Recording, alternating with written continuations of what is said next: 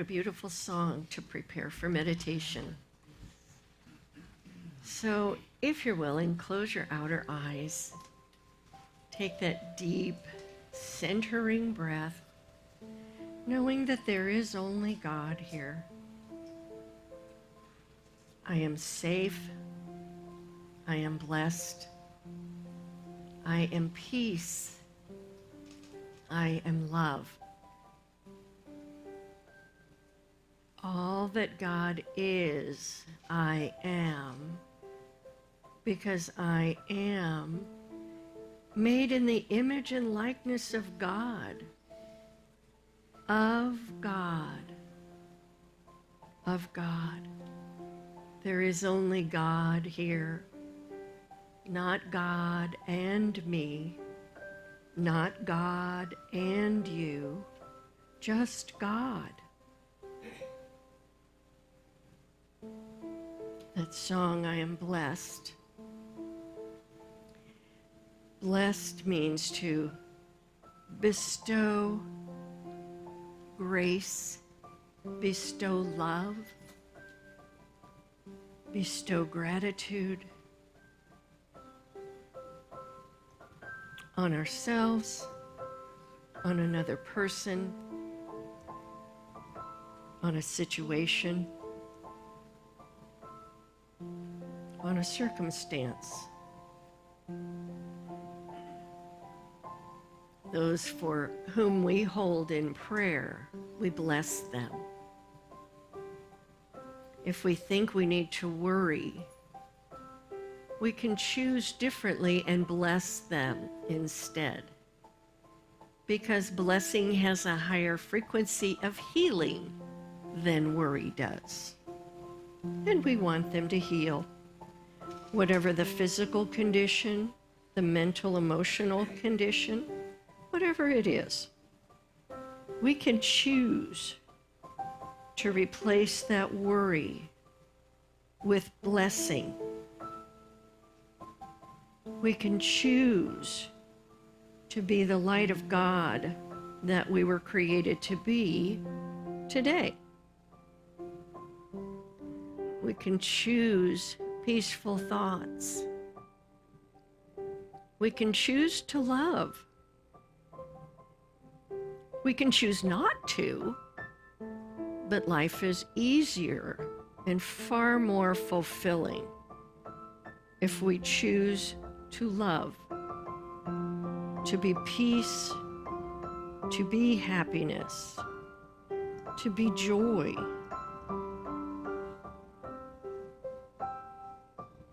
Let us spend a little time in the silence, feeling what it would feel like if we actually believed and felt and lived as if we were God presence, which we are.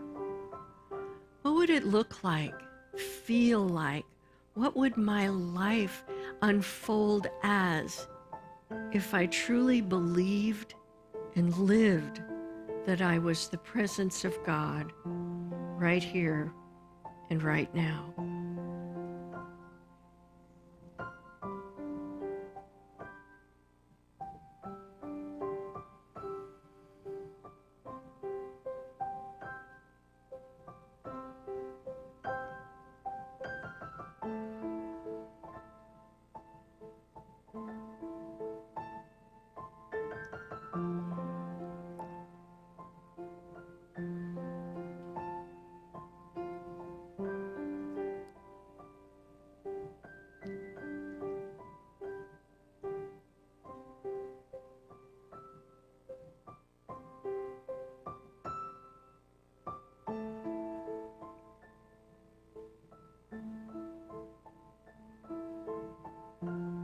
I am peace.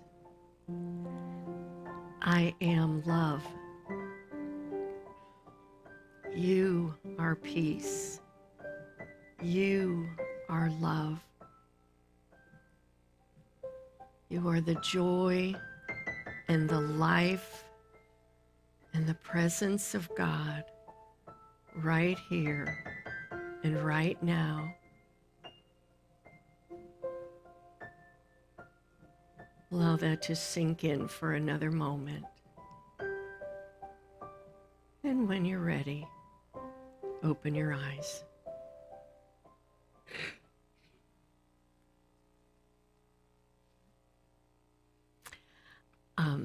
Those of you who are familiar with my lessons, I always start with scripture, and then we talk a little bit about it. And so buckle up. This is from Matthew chapter 5. Reverend Donna spoke about the Beatitudes last week. We're going to talk about it again this week. So here we go. Ready? Are you all settled in for this long verse? 9. Chapter 5, verse 9. Blessed are the peacemakers, for they shall be called the sons of God. Okay, that's it. Blessed are the peacemakers, for they shall be called the sons of God. Later versions of the scriptures say children of God. But I'm going to invite you to go on a little history walk with me this morning about that verse. But first, we're going to take a commercial break and bring up our affirmation, our theme and affirmation for the month of January. So the theme is I am peace. Did you hear that in your meditation today? I am peace. We're reinforcing I am peace. So let us say our affirmation together. In quiet times of prayer, I am filled with a sense of tranquility. So the talk title today is Of Two Worlds. And this particular affirmation started getting my mind going because the affirmation said, in times of prayer, I am tranquil, right? In times of meditation, I am at peace. When everything is going right in the world, I am the love and the life and the joy of God. But heaven forbid I get a flat tire. Heaven forbid, I get sick. Then it's like, is it out the window? Is that where my two worlds come from?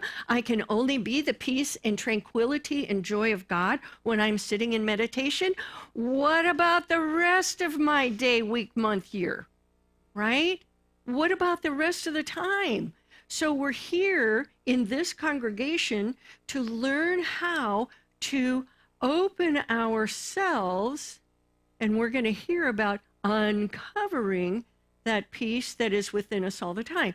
If we couldn't experience peace or love or joy, then it wouldn't be in us, right? Has anybody not experienced a peaceful moment at some time in your life? Okay, so 2 people have not experienced a peaceful moment in their lives.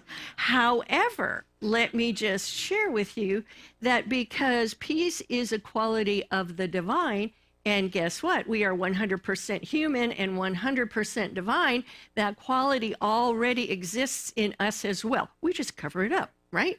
With the busyness of our day, with the distractions of our lives, with the petty grievances we have about something that happened to somebody else.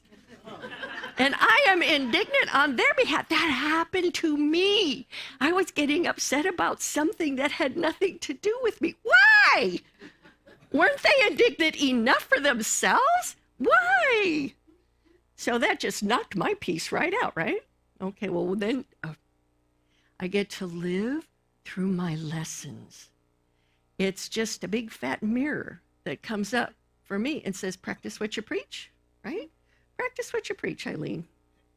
So how do I uncover these divine qualities that are already within me? Well, we're going to talk about that in 1 second. I want to give you the little history lesson first. There were actually peacemakers in biblical times. And in the book, The Kingdom on Earth, George Lomsa, who is an Aramaic scholar, some of you are familiar with his work, he tells us that in these times, the government didn't assign judges in all the communities. So sometimes they would have a judge, sometimes they didn't. And until recent history, the judges were unpaid. So if you had to take your grievance with another party before a judge, whoever had the most money, the biggest bribe, would get the verdict.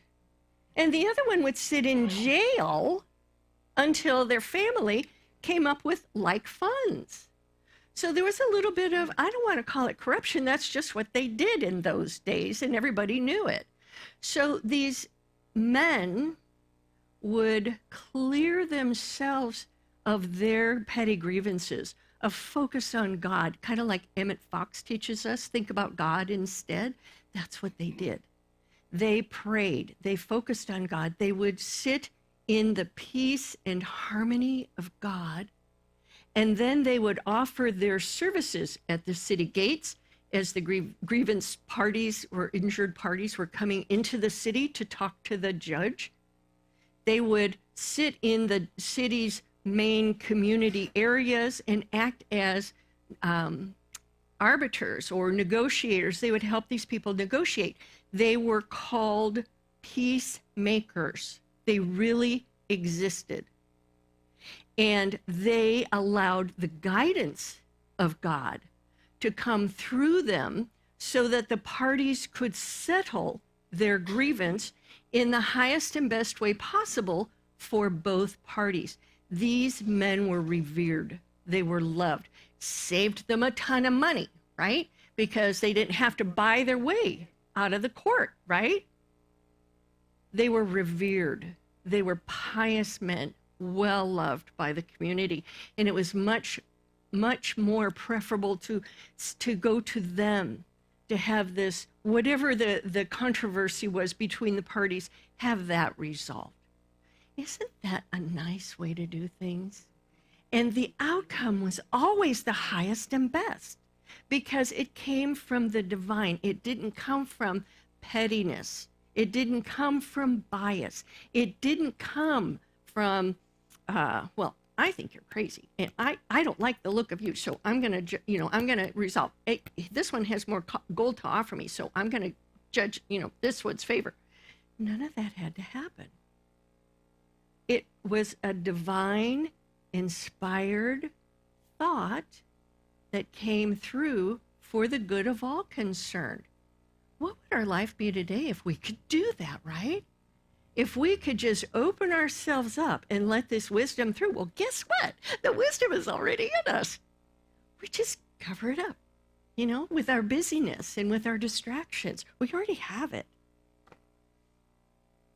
So there's another book that I've been reading. I'm not all the way through. I have to stop and think about what he's saying. It's called You Are the Happiness You Seek, Uncovering the Awareness of Being by Rupert Spira. And he agrees with Lamsa. He says that peace and happiness are innate qualities of the divine. And because we're made in God's image and likeness, right, we too have those qualities. So the feelings of peace and happiness are not caused by something outside of us. They're not in the objective world. They're not something environmental, not our relationship. Nothing outside of us can cause us to be happy. Now, something could trigger a happy feeling, right? But the happiness is already in us. It just uncovers, and we experience it as it uncovers by whatever the environmental prompt was, but we wouldn't have felt it if it wasn't already there. He calls it unveiling. It's all the divine qualities are already within us, and we unveil them. I use reveal, same kind of thing. We cover them over with our thoughts, with our beliefs, with our busyness, with whatever's going on in our everyday lives. And we get to reveal or unveil peace, love, tranquility. And we don't have to sit in meditation for hours a day to get that feeling. We can practice that presence all the time. Well, how can I do that? Well, You can, but it takes practice, right? There's this wonderful little book that Emily Cady, I'm going to get to her in a second. Emily Cady, How I Use Truth.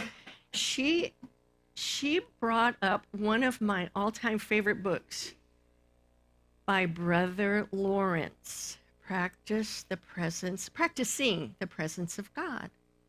So what he did was he was one of the monks in the monastery who had scullery duty. You know, he had to scrub the grease and stuff out of the cooking pots, and he had, you know, char work, and he had gloves weren't invented. That just creeps me out, having all that animal fat on my hands and arms. But he did it. And he did it out of love, because his constant prayer, think about what's going on in our minds. His constant prayer was, I am in the presence of God. I am in God's presence. When he was scrubbing the pots and pans, I am in God's presence. The reason why we have the book is because it's a collection of letters that he wrote to a woman who asked him to help her on her spiritual journey. And they corresponded. And she saved all his letters. And when Brother Lawrence passed, she brought all the letters to the monastery and said, this is gold. Well, let's do something with these, and had them published. Nice. Yeah. So we have his wisdom today. Can you imagine that being your constant? I don't know what goes on in your heads, but, you know, it's probably, when I'm doing housework, you know, I get into the rhythm of it. But my constant prayer is not, I am in the presence of God, where the fourth and fifth time I have to empty the vacuum cleaner bag of cat hair, right? And I don't vacuum once a month. I vacuum regularly. But we have cats. What is my constant prayer? I'm in the presence of God. Can you imagine being with people you don't know, or people you know, and look at them right in the eye and say, I am in the presence of God? Because you are. You are in God's presence all the time. You can't be anywhere but. There's only God here. Nothing but God here. Okay, now think of your least favorite person. Bring them up. Just bring them up. I mean, tomorrow's coming, right? Bring them up. It could be your favorite person. It could be your least favorite person, but bring this person up in your mind's eye and say, I am in the presence of God, because you are. They are made in God's image and likeness, just like you are. They are 100% human and 100% divine. It doesn't matter about the behavior. The truth is, you are in the presence of God. What if we started treating each other as if we were in the presence of God? Isn't that something? Because we are. So peacemakers. Well, let me go over to Emily here for a second. She wrote this sweet book called How I Used Truth. It's a really good book. It's a supplement to Lessons in Truth, How I Use Truth. And she says that we can get into this habit by using true prayer. So we're familiar with prayer, right? Dear God, please make that person be quiet, because I'm tired of listening to them. You know, okay, that's not true prayer, right? It is a prayer, but it is not true prayer. What is true prayer?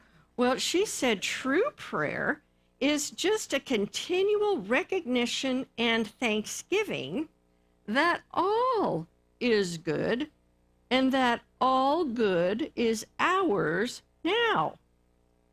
Our part is to take the attitude consciously of receiving, remembering, she says, remembering first to enter in that inner chamber of our own soul, and to shut the door on all thought but that of divine presence. So our job It's all good. It's all for me.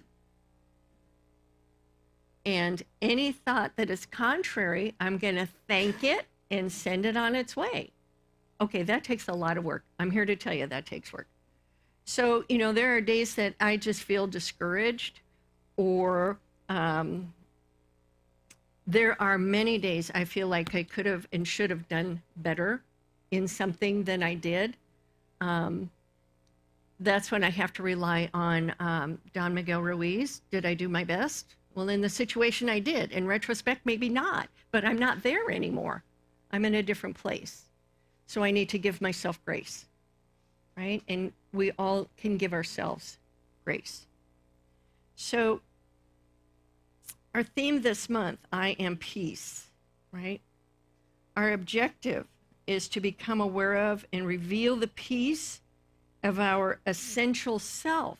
Rupert calls it our essential self. That's the truth of who we are. We've heard this before. Our essential self, our higher self, that 100% divine of us, our essential self. Peace exists. Happiness already exists. Love already exists. We just get to uncover it. So, I don't need to say that part. I was gonna go on a little thing about Jesus kept saying, he said, follow me, right? He didn't say worship me. He said, follow me. Do what I do. These and greater things you will do if you just follow me and do what I do, right? He had such a clear understanding of his divinity that it was all good. What did he keep saying? The Father in me does the works, right? The Father and I are one. Pretty clear that there was no separation between divinity and humanity. It's all God, right? There's nothing but God here. I'm in the presence of God, not the old man with the white beard and the white robe and the big gold G on the chest. No, God presence. I am in God presence every moment of every day of my life. And I can keep remembering. I can come back to, I'm in God's presence. I see you and I think I am in God's presence. And that changes how I react, how I respond, because that's the truth. I am in your presence and you are God. Time for a joke. This stuff can get really heady and confusing, and it's actually very simple. Just think about God instead. Okay, the joke. So there's this teenage boy, and he's waiting out in front of the grocery store for his mom, who's in shopping. And this man walks up to him and says, hey, excuse me, can you give me directions to the post office? And the boy says, oh, sure. You just go down the street, couple of blocks, and then make a right turn, can't miss it. And the fella said, oh, thank you so much. Hey, I'm the new pastor, and I want you to come to church on Sunday, and I will show you the way to get to heaven. And the boy said, oh, come on, man. You don't even know the way to the post office.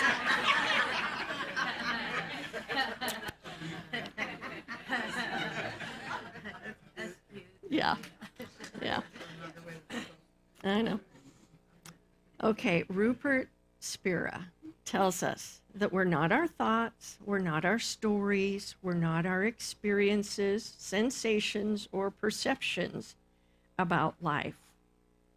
We are that which knows about them, and we are that which observes and is aware of our awareness of our lives. We're so much more.